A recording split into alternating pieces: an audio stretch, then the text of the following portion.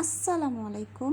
আমি সুরভি ফারিন চলে এসেছি বিকেলের নাস্তা তৈরি করার জন্য। জি, ঘরে যা থাকবে তা দিয়েই বিকেলের নাস্তা তৈরি করব, বাহিরের খাবার নয়। ঘরের খাবারই হবে আমাদের বিকেলের নাস্তা।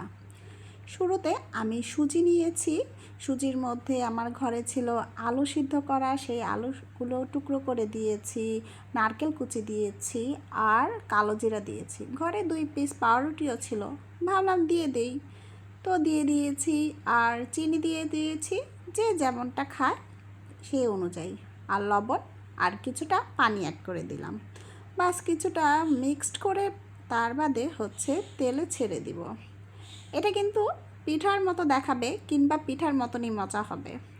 এমন ঘরে যেগুলো জিনিস থাকে সেগুলো দিয়েই আপনারা বিকেলের নাস্তা তৈরি করে ফেলতে পারেন। বাইরের খাবার না খেয়ে ঘরের খাবার অবশ্যই খাবেন। স্বাস্থ্যকর তো অবশ্যই, তাই না? আর দেখতে কতটি লোভনীয় হয়েছে। এখন অন্য একটি রেসিপিতে চলে যাব, সেটা হচ্ছে গ্রিল।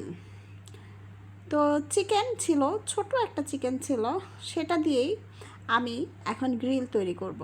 আমার ঘরে যা যা মশলা ছিল সেগুলো সব দিয়েছি, সব। আপনার ঘরে যদি বড় সড়ো চিকেন না থাকে, স্লাইস করা চিকেন থাকে কিংবা বিফ থাকে, আপনি সেগুলো দিয়েও কিন্তু এই বিকেলের নাস্তাটা তৈরি করতে পারেন। আর চিকেন কিংবা বিফ আমাদের কম বেশি সবারই খুব ভীষণ পছন্দ। আচ্ছা, তো এখন আমি মশলাগুলো অ্যাড করব। হ্যাঁ, মরিচ দিব, হলুদ দিব, ধনিয়া গুঁড়া দিব, লবণ দিব, আদা রসুন পেস্ট দিব, মুরগির মশলা দিব, গরম মশলা দিব, আর সয়া সস দিয়ে দিলাম, টমেটো সস দিব, সরিষার তেল, কিছুটা দুধ অ্যাড করে দিব, আর লেবু দিয়ে দিব। বাস তৈরি হয়ে যাবে আমার টক দই। ঘরে ছিল না, যেটা থাকবে সেটাই দিয়ে দিব। সব দিবেন, সব, যত যত মশলা আছে ঘরে প্রত্যেকটা মশলা আপনি দিতে পারেন। তো এখন আমি মুরগির গায়ে মশলাগুলো ভালো মতো মেখে দিব, আর ধনে পাতা ছিল ঘরে সেটাও দিয়ে দিয়েছি।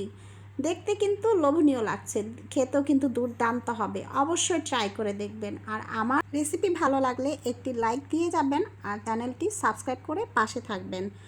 অনেক মজা হয়েছিল, অবশ্যই ট্রাই করে দেখবেন। ঠিক আছে, এখন আমি চলে যাব আরেকটি রেসিপিতে, সেটা হচ্ছে ক্ষীর। ক্ষীর তো আমরা কম বেশি ঘরে সবাই তৈরি করে খেয়েছি, খেতেও খুবই মজা।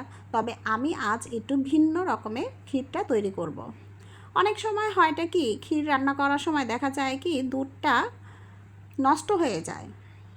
তো আপনারা করবেন কি, চালটা প্রথমে সিদ্ধ করে নেবেন। চালের ভিতরে কিছুটা লবণ দিতে হবে, কেননা মিষ্টি জাতীয় খাবারে লবণ না দিলে কেমন জানি লাগে, আমার তো ভালো লাগে না। তো গুড় দিব, চিনি দিব বেশি মিষ্টি হওয়ার জন্য, নারকেল দিব।